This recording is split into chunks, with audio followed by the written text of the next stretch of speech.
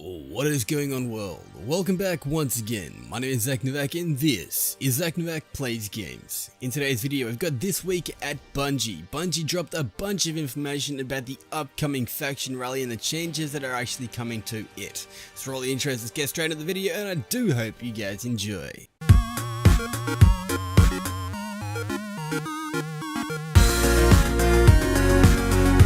Alrighty, so starting things out, this week at Bungie they are actually welcoming back faction rally leaders to rally the support of, well, factions. The factions themselves are actually coming back next week to duke it out once again. New Monarchy has lived up to its name, dominating the last 3 events in a row. Dead Orbit looks to make a return to glory and Future War Cult is desperate to get its first win on the board. Next week all 3 factions will have their shot to actually kick down the doors of each other, and faction rallies in themselves kick off at 10 AM PDT on Tuesday, March 20th. So look forward to that. Pride isn't the only thing that's on the line, new weapons are also available. Here are some of the weapons that are in the pool. We have 2 shotguns and a submachine gun. Yeah, that's pretty cool. Dead Orbit, New Monarchy and Future War Cult. What is your choice out of these 3? My choice would probably be that Future War Cult shoddy, because that looks pretty beastly. Those are not the only weapons though that are up for grabs. Whichever faction has the most redeemable packages at the end of the event will actually be prized and make themselves available to be able to purchase a mad, amazing weapon that yeah, is pretty cool. Anyone who has actually pledged the winning faction will pick it up for 1000 glimmer. Those who are not loyal can still get it, but it's going to cost them a steep 50,000 glimmer in itself. Here are the offerings that the factions have to entice you to their cause. Now Future War Cult has a sniper rifle, so yeah, if you guys like snipers, maybe that is something you can go for. If you guys kind of maybe want to have, you know, a grenade launcher, you can go with New Monarchy, which is kind of like, yeah, okay. And Dead Orbit has a sniper as well? Okay, well, yeah, their fates are in our hands. We need to choose wisely. I don't really think any of those are very enticing. The ornaments, however, and the armor are still a very enticing situation in itself. So I want to get those. Faction Vacation. They go on to say, this will be your last chance at actually earning said ornaments for Season 2. So if you are missing anything, you will need to actually get in there and make sure you grab it before Victory Week on April the 3rd. So if you are missing any emblems, you'll need to actually pledge to said faction you are missing before the March 27th gap. After that, faction rallies will be taking some time off where they will actually going to be reworked to make the event in itself better. Bungie in itself actually spoke to the Seasons team about their goals for the upcoming faction rally improvements planned for Season 3, and they are as followed. The Season team stated, "We have been reviewing player feedback on faction rallies and are planning to make some fundamental changes to the event. Here are some of the few overall goals we are actually trying to achieve. Pledging to a faction should be a meaningful choice. Don't just go with one or the other just because you can. Rewards should not be time gated, so there should not be these certain things where you can only get them at some times. You should always be able to get them, in my,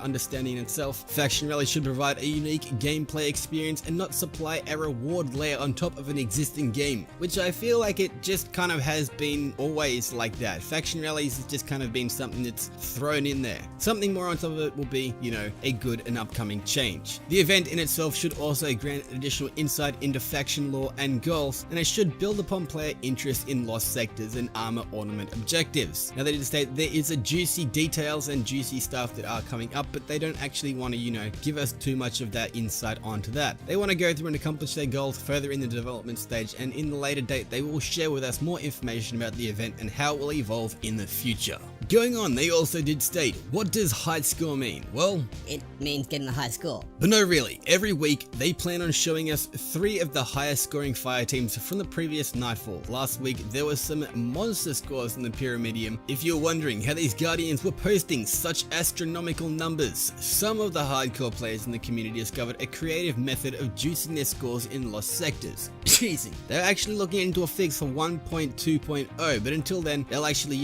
challenge us to see if we can run up the highest score with these said cheesy methods. Game on! So yeah, that's pretty cool. I'd have to state I like that, and that is something I'll be doing a video upcoming on in the future. But moving on, the Helpful Companions report. Now in this help report, they do actually state the Destiny 2 companion app had some problems. Since the Destiny 2 companion app update became available last week, players have been reporting difficulties in applying shaders, spawn effects, modifications, perks, and masterworks to gear. They are actually looking in and through investigation have found that players who are disabled notification from the companion app were unable to confirm the application of their desired changes. If you are encountering this issue, enable notifications to resolve said issue. Nightfall emblem variants. As Destiny 2's update 1.1.3, each strike offers a unique emblem that can be earned when the strike is featured as a Nightfall activity. Additionally, each emblem has multiple emblem variants that may be unlocked when players reach specific Nightfall strike pass scores. Bungie has been witnessing some confusion on the hashtag help forum from players when they did not receive an emblem variant on their first Nightfall completion, even when they were meeting the pass score. There's a chance for the emblem variants to be awarded to players upon Nightfall activity completion when they meet pass score requirements, and it may take a number of Nightfall completions to earn each. Additionally, each emblem variant can be earned on either normal or prestige difficulty, but some pass scores may be achieved only on prestige difficulty in itself, so keep that in mind. And finishing things off, they state, Bungie has been monitoring the response and gathering player feedback about all the sandbox and crucible changes that we were told about last week.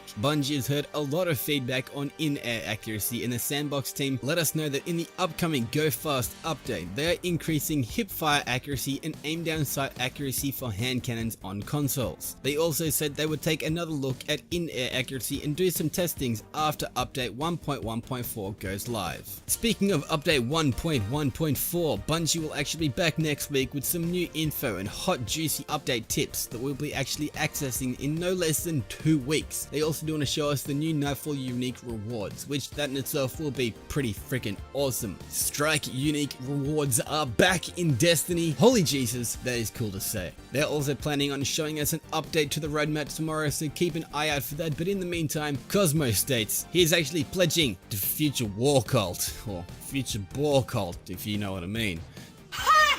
Anyway, he's trying to get them to win, but anyone up for New Monarchy to not actually win this one again? Let's maybe go for Dead Orbit, please. Future War Cult maybe, but Dead Orbit, because it's Dead Orbit. Anyway, it's been ZacNovak. Gonna jump back onto Fortnite because I've actually been trying it out, and surprisingly, it isn't the worst game in the world. There will be a video on that coming soon. Anyway, it's been ZacNovak. Do all that good stuff down below. I want to be sharing like Karen ever he was there to Sharon. Leave a like, leave a comment, do whatever you want to do, but until next time, this is ZacNovak signing off.